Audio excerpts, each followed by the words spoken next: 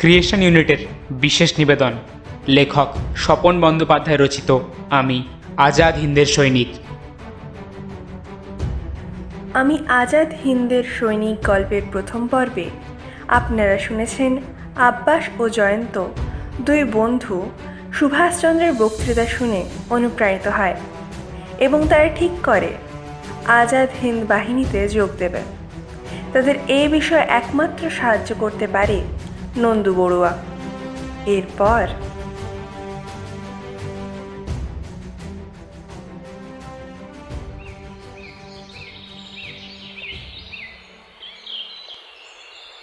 আব্বাস আগে থেকেই নন্দু কাকার সঙ্গে দেখা করে জয়ন্তর কথা বলে রেখেছিল। নির্দিষ্ট সময় মতো জয়ন্তকে সঙ্গে নিয়ে আব্বাস গেল নন্দু কাকার কাছে। ওদের মনোভাব পুরো বুঝে নিয়ে নন্দু বড়ুয়া বললেন, তোমরা কিন্তু আবার ভেবে দেখো, তোমরা যে পথে যেতে চাইছো সে পথ মোটেও সহজ নয়। মৃত্যু এ পথে তুচ্ছ। এ পথে দেশমাতৃকার মুক্তি ছাড়া আর কিছুই চাইবার নেই। আমরা অনেক ভাবনা চিন্তা করে এই সিদ্ধান্ত নিয়েছি নন্দু কাকা। আমরা আমাদের জীবনের সঠিক লক্ষ্যকেই বেছে নিয়েছি। তাহলে তো আর আমার কিছুই বলার নেই, কিন্তু তোমরা এখনো বয়সে খুবই তরুণ, তাই তোমাদেরকে আরও 2 দিন ভাবনার জন্য সময় দিচ্ছি। তারপর তোমরা এসো আমার কাছে।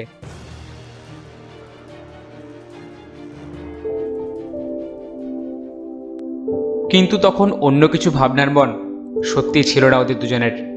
ঘরের সুখ, শান্তি, ভবিষ্যৎ সব কিছু ওদের কাছে তুচ্ছ হয়ে গেছে।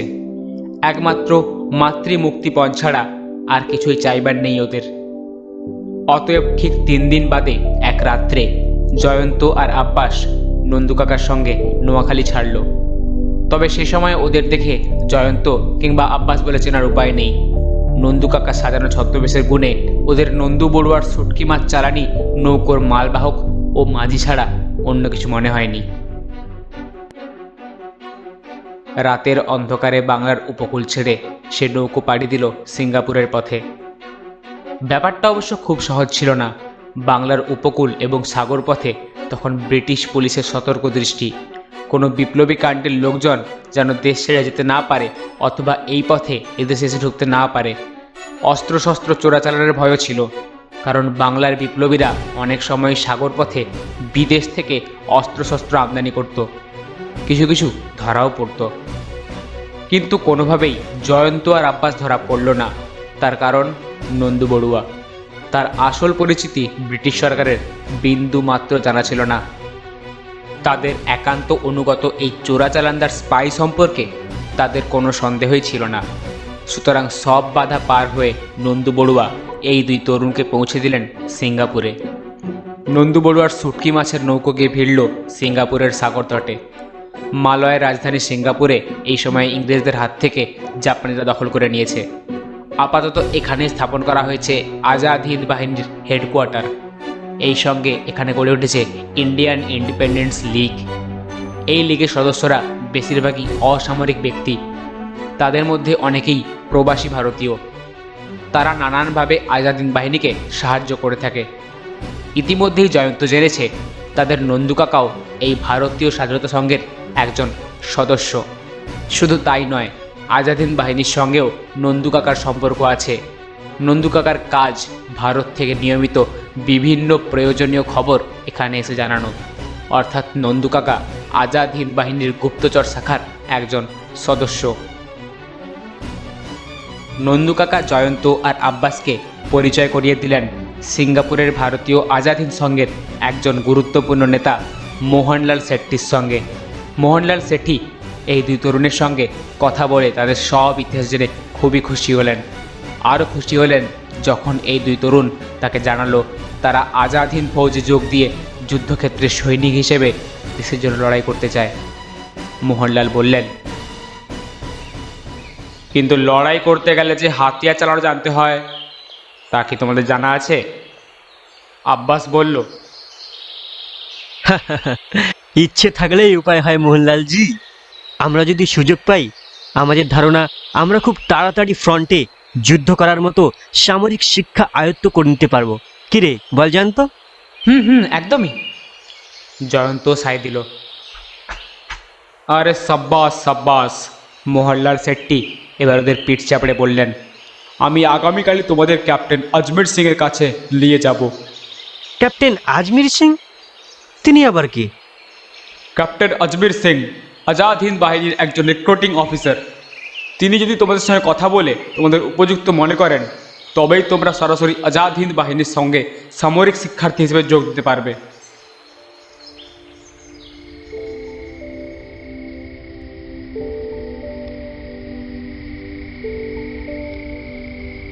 সেই রাত্রে দুই বন্ধুর চোখে আর ঘুম এলো না। সারা রাত ধরে দুজনে শুধু একটাই কথা ভেবেছে, ওদের ভাগ্যের দরজা কি সত্যিই খুলবে? ওরা কি সুযোগ পাবে নেতাজির ফৌজের সৈনিক হবার? এতটা এসে শেষ পর্যন্ত ব্যর্থ হবে না তো? পরদিন সকালেই মোহনলালজির সঙ্গে জয়ন্ত আর আব্বাস আজাদ হিন্দ বাহিনীর রিক্রুট অফিসের দিকে যাত্রা শুরু করলো।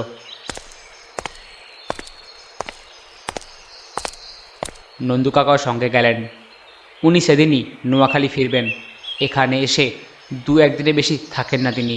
তারই মধ্যে এখানকার যা কাজ সেরে ফেলতে হয়। ব্রিটিশের পরিত্যক্ত এক ব্যারাকে আপাতত আজাদ হিন্দ বাহিনীর রিক্রুট অফিস খোলা হয়েছে। মোহনলাল সেঠি খবর পাঠালেন। একটু বাদেই ডাক পড়ল। একটা মাঝারি সাইজের ঘর, ঘরের মাঝখানে সাধারণ টেবিল, টেবিলের পেছনের দেওয়াল জুড়ে আজাদ হিন্দ ফৌজের পতাকা, সাদা, সবুজ আর জাফরানি রং শোভিত। টেবিলের ও প্রান্তে বসে এক সামরিক ব্যক্তি, পরনে আজাদ হিন্দ ফৌজের সামরিক পোশাক, কাঁধে আজাদ হিন্দ ফৌজ ঘোষিত পেতলের ব্যাজ, এছাড়া বুকে ক্যাপ্টেন পদমর্যাদা সূচক 3টি নীল রঙের বার। ইনি ক্যাপ্টেন আজমির সিং। গোঁফদাড়ির আড়ালে ক্যাপ্টেন সিংয়ের হাস্যোজ্জ্বল চোখ দুটি আগে চোখে পড়ল ওদের। ক্যাপ্টেন জয়ন্ত আর আব্বাসকে অভ্যর্থনা জানিয়ে বললেন, वेलकम यंग मैन, मैं तुम दोनों का बात सुना हूँ पहले और अभी खबर भी लिया हूँ। इतनी कम उम्र में सब कुछ छोड़ छाड़ के इस फौज में যোগ देने का कारण क्या है? জয়ন্ত কিছু বলতে যাচ্ছিল, কিন্তু তার আগেই আব্বাস বলল, আসলে আমরা এই পরাধীন ভারতবর্ষে জন্মেছি। সারা পৃথিবীতে সবাই আমাদের পরাধীন বলে অপেক্ষা করে, তাই আমরাও চাই নিজেদের স্বাধীন ভারতবর্ষ। জয়ন্ত বলল, জননী জন্মভূমির সেবাতেই এই জীবনটা উৎসর্গ করব, এটাই আমাদের ইচ্ছে। लेकिन से इच्छा तो तुम लोग घर में बैठ के भी पूरा कर सकते थे। इस आंदोलन में आने का कारण তাতে क्या है? কোনো লাভ নেই। ক্যাপ্টেন আজমির সিং এর কথা শেষ হওয়ার আগেই আব্বাস বলল, আমরা মনে করি নেতাজির পথই সঠিক পথ। ইংরেজদের একমাত্র অস্ত্রের ভাষাই বোঝে। দেশের বাইরে থেকে ফৌজ নিয়ে না ঢুকলে দ্রুত ইংরেজকে দেশ থেকে তাড়ানো যাবে না। बहुत खूब, बहुत खुशी मिला तुम लोगों के मुंह से ये बात सुन के। अजमेर सिंह बोलें, तुम लोग फौज में तो जोग दिए हो, लेकिन कर पाओगे इतने कम दिनों के अंदर ट्रेनिंग? क्योंकि हम लोगों के ऊपर पूरा ऑर्डर है कि आजाद हिंद फौज कुछ दिनों के अंदर ही डायरेक्ट वॉर पे उतरने वाला है। নিশ্চয়ই, এর মধ্যে আমরা তৈরি হয়ে যাব ক্যাপ্টেন। জয়ন্ত বলল, আমরা প্রয়োজনে সারা দিন রাত অস্ত্রশিক্ষা করব। এরপর আর কোনো কথা থাকে না।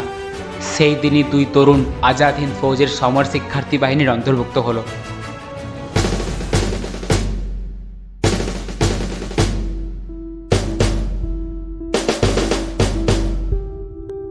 1943 সালের 21শে অক্টোবর আনুষ্ঠানিকভাবে গঠিত হলো আজাদ হিন্দ সরকার। সেদিন সিঙ্গাপুরের দাই তোরা গেকিজোতে ভারতীয় স্বাধীনতা সংঘের আহ্বানে এবং পূর্ব এশিয়ার প্রবাসী ভারতীয় প্রতিনিধিদের উপস্থিতিতে এক ঐতিহাসিক সম্মেলন শুরু হলো।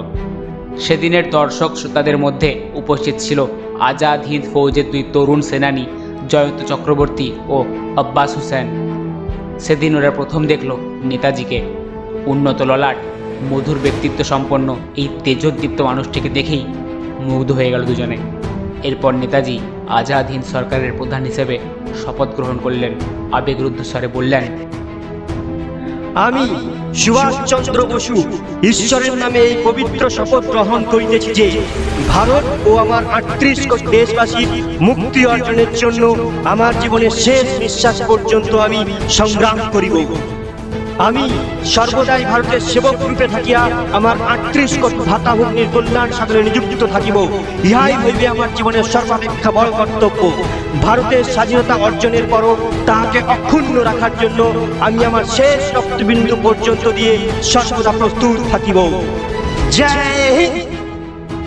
সকল শ্রোতাদের সঙ্গে জয়ন্ত এবং আব্বাসও মন্ত্রমুগ্ধের মতো শুনল নেতাজির সেই শপথ পাঠ। করতালিতে মুখরিত হলো সারা সম্মেলন কক্ষ।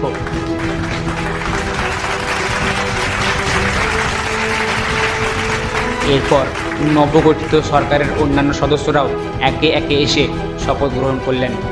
এই আজাদ হিন্দ সরকার ভারতবর্ষের জাতি, ধর্ম, ভাষা, সম্প্রদায়ের এক আশ্চর্য মেলবন্ধন। এমনকি বোধ করি ইতিপূর্বে এদেশে কোনোদিন ঘটেনি। 23শে অক্টোবর আজাদ হিন্দ সরকারকে প্রথম স্বীকৃতি দিল জাপান, তারপর একে একে স্বীকৃতি দিল বার্মা, থাইল্যান্ড। পৃথিবীর অন্যতম শ্রেষ্ঠ বিপ্লবী ডি ভ্যালেরা সুদূর আয়ারল্যান্ড থেকে অভিনন্দন পাঠালেন। দেশাত্মবোধের প্রচণ্ড আবেগ আর উত্তেজনায় তখন থরথর করে কাঁপছে পুরো আজাদ হিন্দ বাহিনী। ইতিমধ্যে 22শে অক্টোবর উদ্বোধন হলো ঐতিহাসিক ঝাঁসির রানী রেজিমেন্ট। এর অগ্রবর্তী সৈনিক ক্যাপ্টেন লক্ষ্মী স্বামীনাথন, কর্নেল সলিম, হীরাবাই, প্রতিমা পাল, বেলা দত্ত ইত্যাদি বীরাঙ্গনারা। এর মধ্যে জয়ন্ত আব্বাসের সামরিক শিক্ষারও অনেকটা অগ্রগতি হয়েছে। তারা এখন রণাঙ্গনে গিয়ে অস্ত্র হাতে শত্রুর মুখোমুখি হতে প্রস্তুত। 23শে অক্টোবর রাত 12টা আজাদ হিন্দ সরকার ব্রিটিশ এবং আমেরিকার বিরুদ্ধে সরাসরি যুদ্ধ ঘোষণা করল। নেতাজি স্বাধীন সৈনিকদের ডাক দিলেন, চলো দিল্লি, দিল্লি চলো।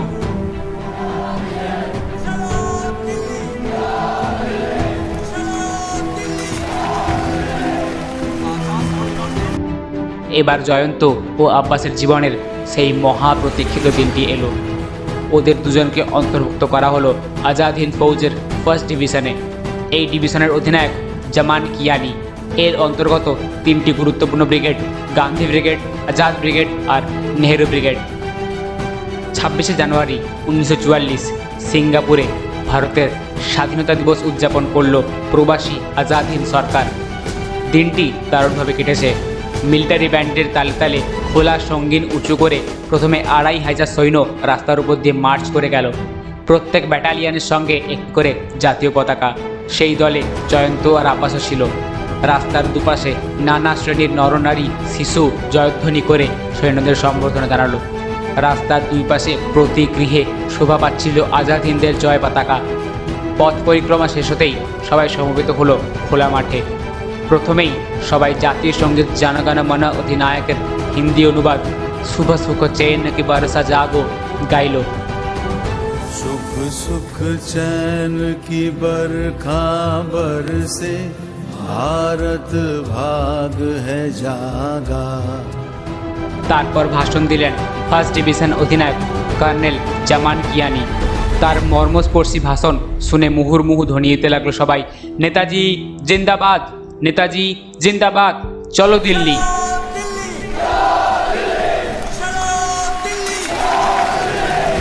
4 ফেব্রুয়ারি থেকে আজাদ হিন্দ ফৌজ ব্রিটিশের বিরুদ্ধে লড়াই শুরু করলো। শুরু হলো আজাদ হিন্দের চরম উত্তেজনাময় দিনগুলি। এর সাক্ষী বাংলার 2 তরুণ, জয়ন্ত আর আব্বাস। সেদিন সকালে পুরোদস্তুর আজাদ হিন্দ সৈনিকের পোশাক পেল জয়ন্ত আর আব্বাস। খাকি পোশাক, মাথায় ক্যাপ আর তার উপর INA লেখা পেতলের ব্যাজ। বুকের বাঁ দিকেও ত্রিবর্ণ রঞ্জিত একটা ব্যাজ। ব্যাজের মধ্যে আছে ভারতবর্ষের একটা ছোট্ট মানচিত্র আর 3টি শব্দ, ইত্তেফাক, ইতমাদ, কুরবানি, যার অর্থ সহযোগিতা, ন্যায় বিচার ও আত্মোৎসর্গ। সেই সারাদিন 2 বন্ধু যে কী আনন্দে কাটল তা বলার নয়। বাহিনীর অন্যান্য সহযোদ্ধারা নেতাজির জয়গান আর দিল্লি চলোর ডাকেই স্মরণে অতিবাহিত হলো। আব্বাসের গানের গলা খুবই সুন্দর। সে উদাত্ত কণ্ঠে গাইতে শুরু করলো আজাদ হিন্দ ফৌজের সমর সঙ্গীত। कदम कदम बढ़ाए जा, खुशी के गीत गाए जा, ये जिंदगी है कौम की तो कौम पे लुटाए जा। कदम कदम बढ़ाए जा, खुशी के गीत गाए जा, ये जिंदगी है कौम की तो कौम पे लुटाए जा। আব্বাসের গানের সুরে অন্যরাও গলা মেলালো। জয়ন্তর সারা শরীর রোমাঞ্চিত। তার যেন আর তর্স হয় না কখন আসবে যুদ্ধের ডাক। তবে আর খুব বেশি সময় অপেক্ষা করতে হলো না। দিন কয়েক বাদেই ওদের নিয়ে আসা হলো রেঙ্গুনে। এখানেই প্রতিষ্ঠিত হয়েছে আজাদ হিন্দ সরকারের অস্থায়ী রাজধানী। এরপর ফেব্রুয়ারি মাসের প্রথম দিকে এলো বাহিনীর যুদ্ধে যাওয়ার ডাক। সেনাবাহিনীর কাছে এসে পৌঁছল নেতাজির এক আবেগময় বার্তা। দূরে, বহু দূরে, নদ নদী ছাড়িয়ে, অরণ্য পর্বত ছাড়িয়ে, ওই আমাদের মাতৃভূমি, ওই দেশে আমরা ফিরে যাচ্ছি। ওই শোনো, ভারতবর্ষ আমাদের ডাকছে, ভারতবর্ষের রাজধানী আমাদের ডাকছে। 38 কোটি দেশবাসী আমাদের আহ্বান করছে, আত্মীয়রা আত্মীয়দের ডাকছে। ওঠো, নষ্ট করার মতো সময় নেই, অস্ত্র হাতে নাও। দেখো, তোমার সামনে স্বাধীনতার পথ রয়েছে। যে পথ আমাদের পূর্বগামীরা নির্মাণ করে গেছেন, আমরা সেই পথ ধরে অগ্রসর হব। শত্রু সেনার মধ্য দিয়ে পথ করে নেব। ভগবান যদি চান, আমরা শহীদের মতো মৃত্যুবরণ করব। যে পথ ধরে আমাদের সেনাবাহিনী দিল্লিতে পৌঁছবে, শেষ শয্যা গ্রহণ করার সময় আমরা একবার সেই পথ চুম্বন করে নেব। দিল্লির পথে স্বাধীনতার পথ, চলো দিল্লি।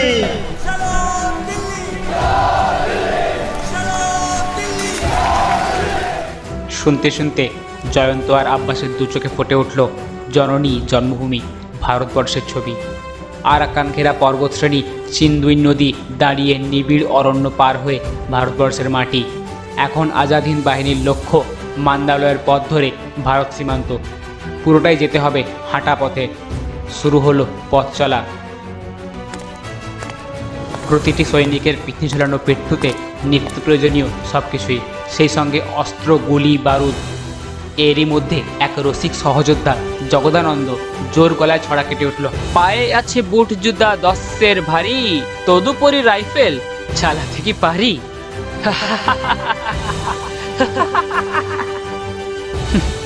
সবাই হেসে উঠল। শরীরের কষ্ট যতই হোক, মনের উদ্দীপনার কাছে কোনো কষ্টই কষ্ট নয়। এগিয়ে চলল আজাদ হিন্দের সেনাদল, কদম কদম বাড়ায় যা। তবে এই বাহিনীর মধ্যে কোনো উচ্চ নীচ ভেদ নেই। সাধারণ সৈনিক কিংবা অফিসাররা সকলেই আহার করেন একই জায়গায়। একই সুযোগ সুবিধে সকলের জন্য। এই ব্যাপারে নেতাজির পরিষ্কার নির্দেশ আছে। জাতীয় মুক্তি বাহিনীতে সকলেই সমান সমান। সৈনিকরা পরস্পরকে অভিনন্দন জানায় জয় হিন্দ উচ্চারণ করে। এই শব্দ দুটির মধ্যে আছে পরাধীন ভারতের সবচেয়ে বড় কামনা, স্বাধীন ভারতবর্ষ। ফেব্রুয়ারি মাসের মাঝামাঝি সময়ে বাহিনী এসে পৌঁছল মেমিওতে। মান্দালয়ের নিকটবর্তী এই শহরটি ছিল একসময় জাপানিদের একটি প্রধান ঘাঁটি। কিছুদিন আগেও এটি ছিল ব্রিটিশ অধিকারে। পুরনো সরকারের বাড়িগুলি এখন জাপানি সেনা বিভাগের ব্যবহারে এসেছে। পাশেই ইরাবতী নদী, এটি বর্মা মুলুকের সবচেয়ে বড় নদী। এখানেই প্রথম যুদ্ধ পরিস্থিতির মুখোমুখি হলো আজাদ হিন্দ বাহিনীর এই দলটি। মাঝে মাঝেই ব্রিটিশ বিমান এসে চক্কর দিচ্ছে আকাশপথে।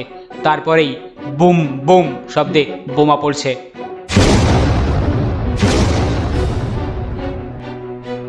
সঙ্গে সঙ্গে নিচ থেকে অ্যান্টি এয়ারক্রাফট ছোড়া হচ্ছে। এই অবস্থার মধ্যে মেমিওর অধিবাসীরা বেশিরভাগই নগর ছেড়ে আশ্রয় নিয়েছে পাশের এলাকায়, কেউ বা পার্শ্ববর্তী জঙ্গলে। এখানে দিন কয়েক কাটালো আজাদ হিন্দ বাহিনীর এই দলটি। এরই মধ্যে একদিন খবর এলো নেতাজি আসছেন। শুনে বাহিনীর সকলের সঙ্গে জয়ন্ত এবং আব্বাসও খুশিতে ডগমগ হয়ে উঠল।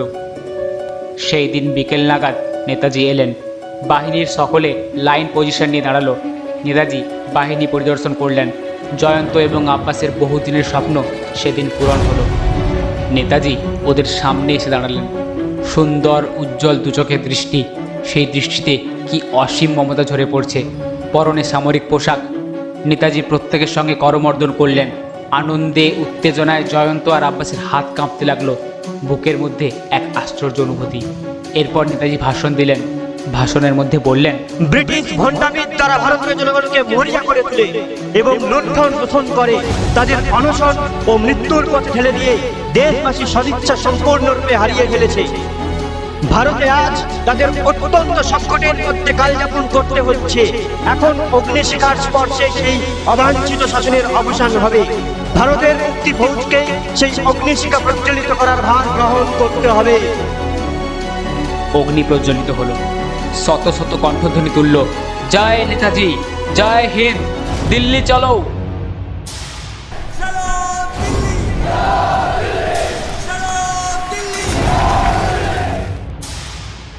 সেদিন সেই অসংখ্য কণ্ঠের মধ্যে গলা মিলিয়েছিল জয়ন্ত এবং আব্বাসও। এর দুদিন বাদে ওদের বাহিনী আবার যাত্রা শুরু করলো। এবার ইম্ফলের পথে ঢুকতে হবে ভারতের মাটিতে, সেখানে প্রথিত করতে হবে স্বাধীন ভারতের ত্রিবর্ণ রঞ্জিত স্বাধীন পতাকা। এরপর থেকে যাত্রাপথ ক্রমেই কষ্টকর হয়ে উঠতে লাগলো। প্রথম বাধা প্রাকৃতিক। একে তো জলে জঙ্গলে ভরা দেশ, তার উপরে পথে নিয়মিত খাবার জোটানোই দায়। মাঝে মাঝে সৈনিকদের মধ্যে কেউ কেউ অসুস্থ হয়ে পড়ছে। তবু প্রচণ্ড মনোবল সম্বল করে এগিয়ে চলল মুক্তি সেনার দল। 1944 সালের 18ই মার্চ আজাদ হিন্দ বাহিনীর বার্মা সীমান্ত পার হয়ে মণিপুরের মাটিতে পা রাখল।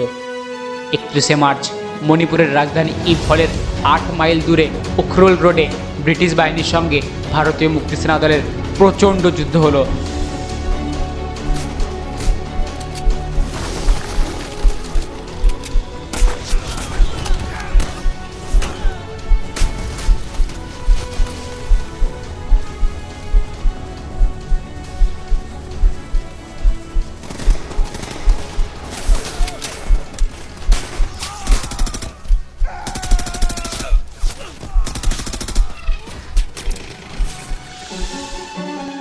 ব্রিটিশ বাহিনী পিছু হটতে বাধ্য হলো। ভারতবর্ষের মাটিতে স্বাধীন ভারতের পতাকা তুলল আজাদ হিন্দ ফৌজ। মুক্ত অঞ্চলে প্রতিষ্ঠিত হলো আজাদ হিন্দ সরকার, আর এই সরকারের গভর্নর নিযুক্ত হলেন কর্নেল A.C. চ্যাটার্জি। ভারতবর্ষের স্বাধীনতার ইতিহাসে সে এক স্মরণীয় দিন। এরপর আজাদ হিন্দ বাহিনী এগিয়ে চলল কোহিমার পথে। নাগাল্যান্ডের রাজধানী কোহিমাকে চারদিক থেকে ঘিরে ধরে আজাদ হিন্দ বাহিনী প্রচণ্ড আক্রমণ হানল। কোহিমায় ব্রিটিশ সেনাদল বিপর্যস্ত।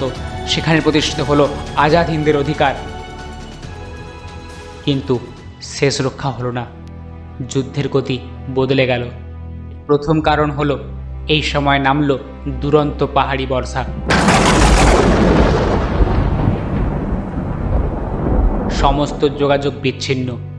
একদিকে রসদের আমদানি বন্ধ, অপরদিকে ব্রিটিশ বাহিনী তাদের আক্রমণ বাড়িয়ে তুলল। নিত্য নতুন সেনাদল নিয়ে এসে এগোতে লাগলো তারা। আর সবচেয়ে যে প্রতিকূল পরিস্থিতির সৃষ্টি হলো তার কারণ দ্বিতীয় বিশ্বযুদ্ধের গতি প্রকৃতির পরিবর্তন। দ্বিতীয় বিশ্বযুদ্ধে জাপানের পরাজয় ঘটল। আজাদ হিন্দের প্রতি জাপান যে সাহায্যের প্রতিশ্রুতি করেছিল তা আর রাখতে পারল না। অগত্যা নেতাজি আজাদ হিন্দ বাহিনীকে নির্দেশ দিলেন সাময়িক পিছু হটবার। অসীম বীরত্ব ও ত্যাগের বিনিময়ে যেসব অঞ্চল আজাদ হিন্দ বাহিনী দখল করেছিল তা ছেড়ে এবার পিছু হটতে হলো মুক্তি বাহিনীকে। সে এক দুর্বিষহ অবস্থা।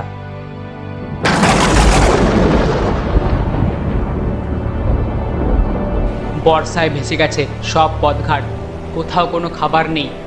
অখাদ্য কুখাদ্য খেয়ে মরছে সৈনিকরা, তবু মৃত্যুর আগে পর্যন্ত তারা জয় হিন্দ ধ্বনি দিতে ভোলেনি। এদিকে আজাদ হিন্দ ফৌজের এই দুর্দশার কথা টের পেয়ে ব্রিটিশ বাহিনী ক্রমেই তাদের ঘিরে ধরছে হিংস্র হায়নার পালের মতো। অবশেষে আত্মসমর্পণ না করে উপায় রইল না। নেতাজিকে অবশ্য খুঁজে পেল না ব্রিটিশ বাহিনী। তিনি তখন তাদের চোখে ধুলো দিয়ে চলে গেছেন অনেক দূরে। কিন্তু সেই কাহিনী এখন থাক, আমরা ফিরে আসি জয়ন্ত আর আব্বাসের কথায়। কি হলো তবে ওই দুই দামাল তরুণের এই অসহনীয় অবস্থার মধ্যে? ওরা কি বেঁচে রইল? তবে জয়ন্ত চক্রবর্তী যে বেঁচে আছে তা তো আমরা গল্পের শুরুতেই জেনেছি। কিন্তু সেদিন সে আত্মসমর্পণ করেনি। ব্রিটিশ পুলিশও গ্রেপ্তার করতে পারেনি তাকে। তার নতুন করে বেঁচে ওঠার কাহিনী যেমন বিচিত্র তেমনই মর্মস্পর্শী। এবার সেই কথাতেই আসা যাক।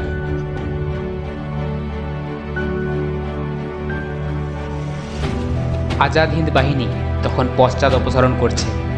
দারুণ দুর্ভাগ্যজনক সেই দিনগুলি।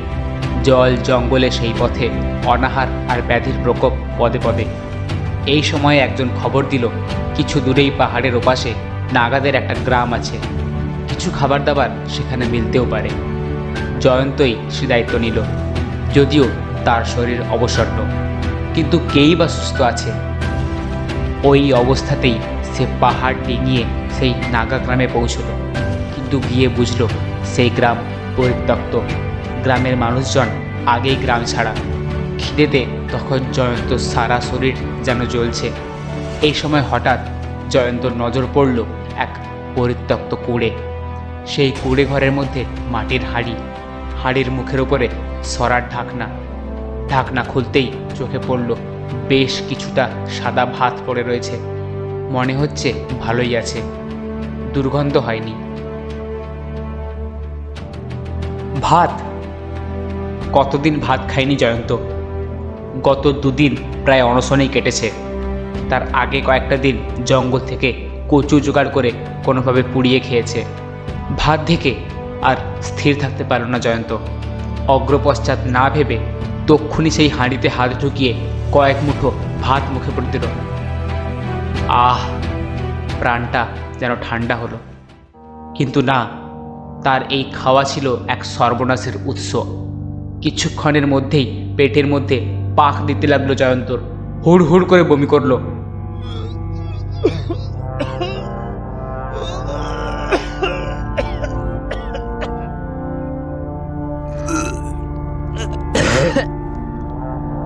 তারপর তার শরীরটা শিথিল হয়ে লুটিয়ে পড়ল সেই পরিত্যক্ত জনমানবহীন কুটিরের মধ্যে।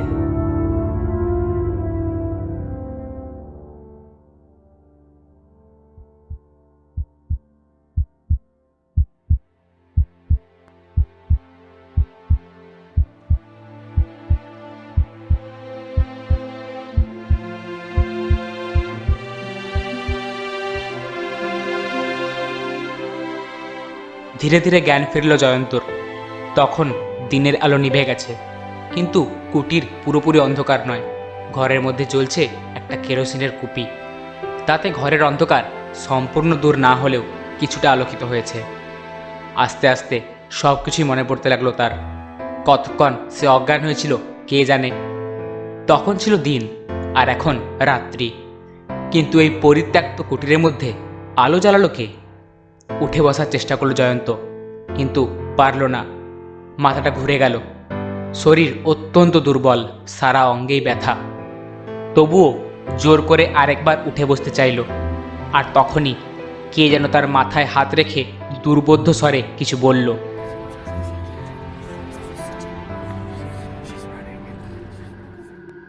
মাথা ফিরিয়েই চমকে উঠল জয়ন্ত। সে সাহসী তরুণ সৈনিক, দিনের পর দিন শত বিপদ এবং সংকটের মধ্যে লড়াই করেছে। তবু তার মতো তরুণের বুকের ভিতরেও এই মুহূর্তে কেমন যেন একটা কাঁপুনি অনুভব হলো। জয়ন্তর মাথার কাছে যে বসে রয়েছে সে কি মানুষ না কোনো প্রেতাত্মা? থুরথুরে এক বুড়ি, সারা শরীরের চামড়া ঝুলে পড়েছে, মুখের চামড়াও নেমে এসেছে প্রায় বুড়ির ছোট ছোট চোখ দুটোর ওপরে। ঝোলা চামড়ায় বয়সের আঁকিবুকি, মাথায় সাদা সনের নুড়ির মতো কয়েক গাছি চুল। কে কে এই বুড়ি? জয়ন্তকে চোখ মেলতে দেখে বুড়ি আবার দুর্বোধ্য স্বরে কি যেন বলল। তার ভাষা না বুঝলেও এটুকু বোঝা গেল বুড়ি জয়ন্তকে উঠতে বারণ করছে। এবার বুড়ি উঠে দাঁড়ালো বললে ভুল হবে। তার শরীরটা প্রায় বেঁকে দুমড়ে গেছে। কোনো রকমে একটা লাঠিতে ভর দিয়ে সে ঘরের এক কোণে গেল। তারপর মাটির পাত্রে কি একটা ঢেলে নিয়ে এসে তা পান করতে অনুরোধ করলো। দ্বিরুক্তি করল না জয়ন্ত। ওই বুড়ি কে তা ওর এখন জানার প্রয়োজন নেই। জীবিত অথবা মৃত কার হাত থেকে সে পানীয় গ্রহণ করছে তা জানার দরকার অনুভব করল না জয়ন্ত। তেষ্টায় তার বুকের ভেতরটা যেন ফেটে যাচ্ছে। সে বুড়ির হাত থেকে পাত্র নিয়ে এক নিঃশ্বাসে পান করল সেই অজানা পানীয়।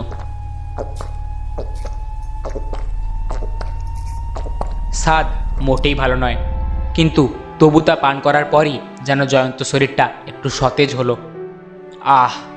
একটা আরামের নিঃশ্বাস ফেলল জয়ন্ত। তারপর ভালোভাবে বুড়ির দিকে তাকালো। বুড়ি ইতিমধ্যে আবার এসে বসছে জয়ন্তর কাছে। ধীরে ধীরে জয়ন্তর মাথায় হাত বুলিয়ে দিচ্ছে। স্নেহের স্পর্শ পেল জয়ন্ত। নাগাল্যান্ডের এই পরিত্যক্ত গাঁয়ের ভাঙা কুটিরে মৃত্যুর মুখে দাঁড়িয়ে এক নাগা বুড়ির স্নেহের পরশ যে তাকে এভাবে বাঁচিয়ে তুলবে এ যেন সে ভাবতেও পারেনি। এক সময় সত্যি অনেকটা সুস্থ হয়ে উঠল জয়ন্ত। রাত কেটে দিনের আলো ফুটল। ততক্ষণে সেই বুড়ি তাকে এক অদ্ভুত স্নেহের বন্ধনে বেঁধে ফেলেছে। হৃদয়ের ভাষা যেখানে আন্তরিক, সেখানে মুখের ভাষার ভিন্নতা বাঁধা হতে পারে না। জয়ন্ত জেনেছে ওই বুড়ির কাহিনী। এই নাগা গাঁয়ে একমাত্র নাতি রণলাকে নিয়ে বাস করত এই বুড়ি। সংসারে তার আর কেউ ছিল না। কিন্তু রণলাও শেষ পর্যন্ত থাকলো না। একদিন সেও বুড়িকে ছেড়ে চলে গেল দেশের মুক্তির জন্য লড়াই করতে। আজাদ হিন্দ ফৌজের সৈনিক হয়েছে সে। বলে গেছে, ঠাকুমা চিন্তা করো না, দেশকে একেবারে মুক্ত করে ফিরব। বুড়ির ধারণা তার নাতির ফিরতে আর বেশি দেরি হবে না, কারণ বুড়ি শুনেছে জাপানিদের সাহায্য নিয়ে নেতাজি ইংরেজদের বিরুদ্ধে লড়াই শুরু করেছে এবং এই যুদ্ধ ব্রিটিশ হারতে শুরু করেছে। তাই যুদ্ধের হিড়িকে অন্য সকল এই গ্রাম ছেড়ে চলে গেলেও এই বুড়ি ভিটে ছাড়েনি। সে এখানে একাই থাকে, প্রতিদিন অপেক্ষা করে নাতি ফিরে আসবে এই কথা ভেবে। এরই মধ্যে হঠাৎ ঘরের মধ্যে সামরিক পোশাক পরা জয়ন্তকে দেখল বুড়ি। অন্ধকারের মধ্যে প্রথমে সে জয়ন্তকে নিজের নাতি রণলাই ভেবেছিল। তারপর যখন জয়ন্তর পরিচয় পেল এই নাগা ঠাকুমার স্নেহ বাড়ল, বই কমল না। জয়ন্ত তার নাতি রণলার মতো আজাদ হিন্দ ফৌজের একজন সৈনিক, কিন্তু বুড়ি নিজেও খুব অসুস্থ। এই অবস্থায় এই নাগা ঠাকুমাকে একা ছেড়ে যেতে পারল না জয়ন্ত। ওদিকে কি হলো কে জানে, তবে জয়ন্ত এটুকু বুঝেছে আজাদ হিন্দ বাহিনীর গৌরবজনক লড়াই শেষ পর্যায়ে পৌঁছে গেছে। ইতিমধ্যে যে কজন একে একে গাঁয়ে ফিরল, জয়ন্ত তাদের কাছ থেকে খবর পেল জাপান সম্মিলিত ব্রিটিশ মার্কিন বাহিনীর কাছে আত্মসমর্পণ করেছে। আজাদ হিন্দ সেনাদলের মধ্যে যারা বেঁচে আছে তারাও গ্রেফতার হয়েছে। ব্রিটিশ বাহিনী তাদের গ্রেপ্তার করে নিয়ে গেছে দিল্লির লাল কেল্লায়। নেতাজি যাত্রা করেছেন অনির্দিষ্টের পথে। এমন খবরও পাওয়া গেল যে বিমান দুর্ঘটনায় নাকি মৃত্যু হয়েছে তার। খবরটা শুনে শিউরে উঠছে জয়ন্ত। এই সংবাদ কিছুতেই তার মন যেন মানতে চায়নি। জয়ন্ত ভাবে, এই অবস্থায় আজাদ হিন্দ ফৌজের সঙ্গে যোগাযোগ করে কী বা লাভ? বিশেষ করে এই অজ নাগা গ্রামে এক থুরথুরে নাগা বুড়ি যখন তার মধ্যে খুঁজে পেয়েছে তার হারানো নাতি রণলাকে। বেশ কিছুদিন সেখানে কাটালো জয়ন্ত। তারপর একদিন তার কোলে মাথা রেখে তার নাগা ঠাকুমা মারা গেলেন। নিজের হাতে তার মুখাগ্নি করে তাকে দাহ করল জয়ন্ত। এবার সে মুক্ত। এখন কোথায় যাবে জয়ন্ত? মন টানল জননী জন্মভূমির প্রতি। অনেক দিন বাদে জয়ন্তর মনে পড়ে গেছে বাবা, মা আর দিদিভাই সর্বাণীর কথা। আব্বাসী বা এখন কোথায় কে জানে? সে কি আদৌ বেঁচে আছে? বেঁচে যদিও থাকে, নিশ্চয়ই ব্রিটিশ বাহিনীর হাতে ধরা পড়েছে। কে জানে তার ভাগ্যে কি ঘটছে। সত্যি ওরা যা ভেবেছিল তা তো আর হলো না। ভাবতে ভাবতে আপন মনেই দীর্ঘশ্বাস ফেলল জয়ন্ত।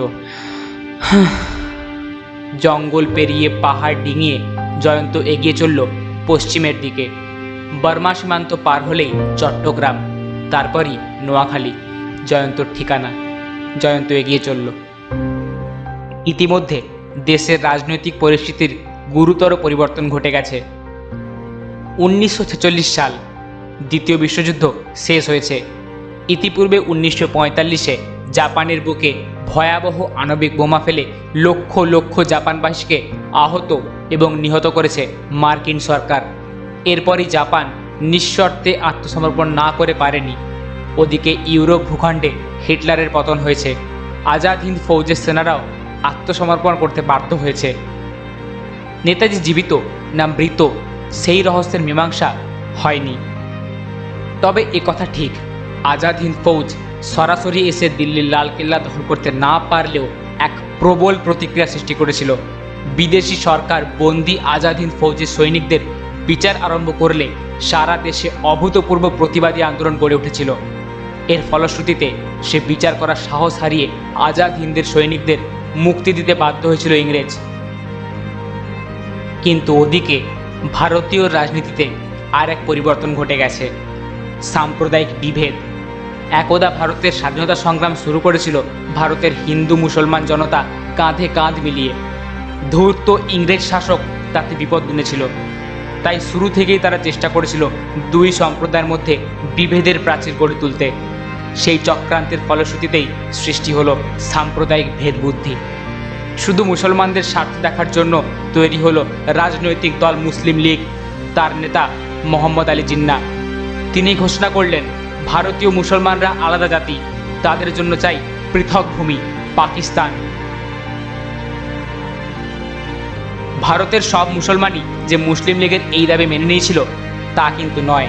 প্রথম দিকে মুসলিম লীগ তো তেমন কোনো সাড়াই জাগাতে পারেনি, কিন্তু দুর্ভাগ্যের বিষয় কংগ্রেসের দোদুল্যমানতায় তাদের শক্তি ক্রমেই বাড়তে লাগলো।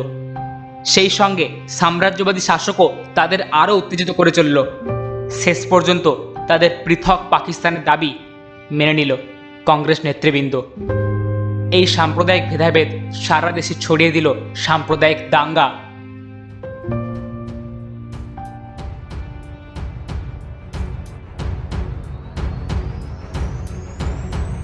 উনিশশো ছেচল্লিশের 14ই আগস্ট মুসলিম লীগ ডাইরেক্ট অ্যাকশনের ডাক দিল। হিন্দুরাও রুখে দাঁড়ালো। সারা দেশে ছড়িয়ে পড়ল ভয়াবহ সাম্প্রদায়িক দাঙ্গার আগুন। নোয়াখালীতেও ঘটে গেল এমনই এক বীভৎস হত্যালীলা। জয়ন্ত যখন নোয়াখালীতে ফিরল তার কিছুদিন আগেই এখানে এই মৃত্যুলীলা ঘটে গেছে। এই নিষ্ঠুর হত্যাকাণ্ড ঘটিয়েছে স্থানীয় মুসলিম লীগ নেতা কলিমুল্লার নেতৃত্বে কিছু দুষ্কৃতী। জয়ন্ত তার বাড়ি ফিরে দেখল তার বাড়িঘর ভাঙচুর হয়ে গেছে, সব কিছু লুণ্ঠিত। যে বাবা চিরকাল অহিংস গান্ধী নীতিতে বিশ্বাসী থেকেছেন, দেশের স্বাধীনতার জন্য লড়াই করেছেন, তাকেই হত্যা করেছে ওরা। ওর আদরের দিদিভাই যে ছিল স্থানীয় নারী কল্যাণ সমিতির সদস্যা, দেশের মুক্তি ছিল যার জীবনের একমাত্র ব্রত, তাকেও ওরা অত্যাচার করে খুন করেছে। শুধু বেঁচে আছে ওর মা সুনয়না দেবী, যেন এই ভয়াবহ খবরটা জয়ন্তকে জানাবার জন্যই। দেখে শুনে স্তব্ধ হয়ে গেল জয়ন্ত। তারপর মাকে প্রশ্ন করল, কিন্তু মা, আমাদের প্রতিবেশীদের মধ্যে কেউ কি এসে বাধা দেয়নি আক্রমণকারী দুষ্কৃতীদের? রাতারাতি সবাই কি হিন্দু বিদ্বেষী সাম্প্রদায়িক হয়ে গেল? না বাবা, সুনয়না দেবী বলেছেন, প্রতিবেশীদের মধ্যে কেউ কেউ আমাদের বাঁচাবার চেষ্টা করেছে, বিশেষ করে আব্বাসের বৃদ্ধ বাবা সেলিম সাহেব। তিনি এসে বুক চিতিয়ে দাঁড়িয়েছিলেন আমাদের দরজায়, কিন্তু কলিমুল্লার গুন্ডারা তার মাথায় লাঠি মেরে বাড়িতে ঢুকে পড়ে। তারপর চোখের সামনে সর্বাণীকে। বলতে বলতে হাউ হাউ করে কেঁদে ফেললেন সুনয়না দেবী। আর কিছু বলতে পারলেন না। শোনার অবশ্য আর কিছু ছিলও না। তবে সেদিনই জয়ন্ত গিয়েছিল আব্বাসের বাড়িতে, ওর বাবার সঙ্গে দেখা করেছিল। আব্বাসের বাবা সেলিম সাহেবের মাথায় এখনও ব্যান্ডেজ বাঁধা। তার মুখ থেকেই শুনল জয়ন্ত, কলিমুল্লার ওই সব গুন্ডাদের বাইরে থেকে আমদানি করা হয়েছিল। সমস্ত নোয়াখালী জুড়ে ওরা তাণ্ডব চালিয়েছে, কারণ এ কথা রটেছে নোয়াখালী নাকি খুব শিগগির পাকিস্তান রাষ্ট্রের অন্তর্ভুক্ত হবে, এবং সেই রাষ্ট্র শুধুমাত্র মুসলমানদের জন্যই। সুতরাং অন্য ধর্মের মানুষদের সম্পত্তি লুট করে তাদের দেশত্যাগে বাধ্য করার এই তো সুযোগ। বলতে বলতে সেলিম সাহেব জয়ন্তর হাত দুটো ধরে বলেছেন, বাবা জয়ন্ত, তুমি তো আমার আব্বাসের বন্ধু, তাই তোমাকে বলছি তুমি আর এখানে থেকো না। মাকে নিয়ে যত শিগগির পারো হিন্দুস্থানে চলে যাও। হিন্দুস্থান? উদাস নয়নে বাইরের দিকে তাকিয়েছে জয়ন্ত। হিন্দুস্থান নামে কোনো দেশের কথা তার তো জানা নেই। ভারতবাসী হিন্দুদের জন্য আলাদা কোনো দেশ চায়নি। ভারতের নেতৃবৃন্দ যাই বলুন, ভারতবর্ষের অধিকাংশ মানুষ চেয়েছে স্বাধীন অখণ্ড ভারতভূমি। এমনকি মুসলিম লীগ দেশকে দু টুকরো করে মুসলমানিস্তান বানালেও ভারতের বাকি অংশের মানুষ চেয়েছে ধর্ম নিরপেক্ষ দেশ গড়তে। কিন্তু এখন যা কঠিন বাস্তব তা হলো ভারতবর্ষের ওই অংশের অন্য ধর্মবিশ্বাসী মানুষ আর এখানে বাস করতে পারবে না। সুতরাং জয়ন্তকেও জননী জন্মভূমি ছেড়ে মাকে সঙ্গে নিয়ে পাড়ি দিতে হবে ভারতবর্ষের অন্য অংশে। যে নোয়াখালীতে তার জন্ম, যে মাটি তাকে স্বপ্ন দেখিয়েছে, সেই মাটি স্বাধীনতার জন্য সে সর্বস্ব ত্যাগ করে লড়াই করেছে, সেই মাটি আর তার জন্য নয়। পরদিন সকালেই জয়ন্ত তার মাকে বলল, মা, যেটুকু আছে গুছিয়ে নাও। এই দেশ ছেড়ে যত শিগগির সম্ভব আমাদের চলে যেতে হবে। কোথায় যাবি বাবা? বিদেশ ভুঁইয়েতে? কে আশ্রয় দেবে আমাদের? জানি না মা, শুধু এইটুকু জানি, এই দেশ আর আমাদের জন্য নয়।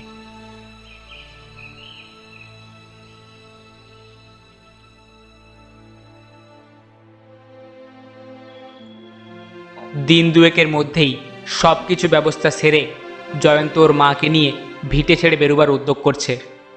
ঠিক এই সময় একজন এসে ঢুকলো ওদের বাড়ির দরজা পার হয়ে। তাকে দেখে জয়ন্ত চমকে উঠল, নিজের চোখকেও যেন বিশ্বাস করতে পারল না। কয়েক মুহূর্ত তাকিয়ে রইল আগন্তুকের দিকে, তারপর ছুটে গিয়ে জড়িয়ে ধরল বুকের মধ্যে, অবরুদ্ধ কণ্ঠে বলল, আব্বাস, আব্বাস তুই বেঁচে আছিস? হ্যাঁ বন্ধু, আজই সকালে ফিরেছি। বাবার কাছে তোর ফিরে আসার খবর শুনে আর দেরি করিনি। সব কিছু ভুলে গিয়ে জয়ন্ত আব্বাসকে টেনে নিল ঘরের মধ্যে। তারপর শুরু হলো দুই বন্ধুর কথা। সেই কথা যেন অবরুদ্ধ জলপ্রপাতের মতো, সহজে শেষ হবার নয়। আব্বাস শুনল জয়ন্তর কথা, আব্বাসও বলল তার কথা। আজাদ হিন্দ বাহিনীর সঙ্গে আব্বাসও গ্রেপ্তার হয়েছিল ব্রিটিশ বাহিনীর হাতে। তারপর তাকে বিচারের জন্য পাঠানো হয়েছিল সুদূর করাচিতে। ইতিমধ্যে আজাদ হিন্দ সেনাবাহিনীর বিচারের বিরুদ্ধে সারা দেশে উঠেছে প্রতিবাদের ঝড়। সেই ঝড় রোধ করার শক্তি ব্রিটিশ শাসকের ছিল না। অবশেষে মুক্তি পায় আব্বাস, কিন্তু তখন সে অসুস্থ। বেশ কিছুকাল করাচির হাসপাতালে শয্যাশায়ী ছিল। তারপর কিছুদিন আগে হাসপাতাল থেকে ছাড়া পায়। এরপর মনে পড়ে ঘরের কথা, জানতে পারে এখানকার সাম্প্রদায়িক দাঙ্গার পরিস্থিতি। তখন সে আর কোনো দিকে না তাকিয়ে সোজা দেশে ফিরে আসে।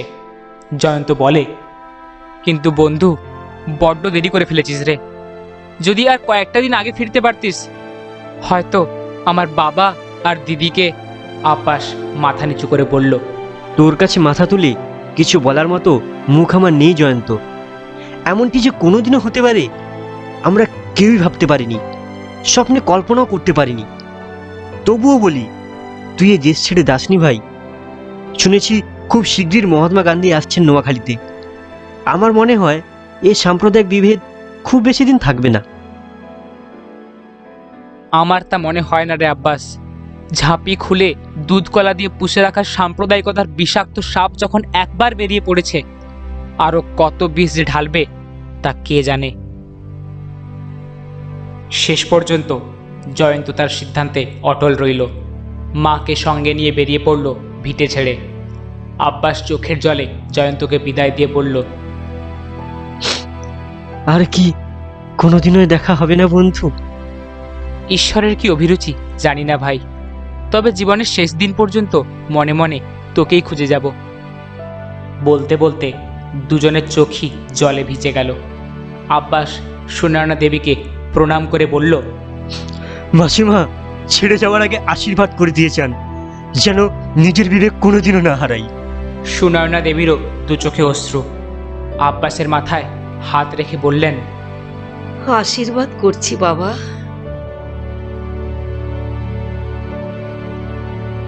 আব্বাসের সঙ্গে জয়ন্তর আবার একদিন দেখা হয়েছিল, কিন্তু তেমন দিনের কল্পনা ওরা আগে কখনো করতে পারেনি।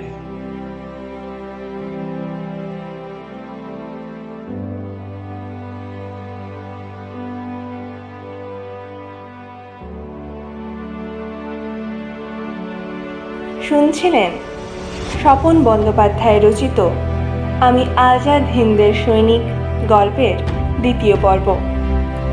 আব্বাস ও জয়ন্তের দেখা হয়েছিল একদিন। কোথায় এবং কিভাবে জানতে হলে শুনতে থাকুন ক্রিয়েশন ইউনিট। আমি আজাদ হিন্দের সৈনিক, রচনা স্বপন বন্দ্যোপাধ্যায়, গল্পকথক জয়ন্ত ও অন্যান্য কয়েকটি চরিত্রে সোহম, আব্বাস হোসেনের চরিত্রে কৌস্তব, সুনয়না দেবীর চরিত্রে সুবর্ণা মাইতি, সুভাষচন্দ্রের কণ্ঠে কৌস্তব, মিউজিক পরিচালনায় কৌস্তব, এডিটিংয়ে রিক, সোশ্যাল মিডিয়া ডিজাইনে তনুময়। গল্পটি ভালো লেগে থাকলে লাইক করুন, কমেন্ট করে জানান আপনার মতামত এবং চ্যানেলে প্রথমবার এসে থাকলে সাবস্ক্রাইব করে দিন। গল্পের তৃতীয় এবং অন্তিম পর্ব খুবই শীঘ্র আসছে।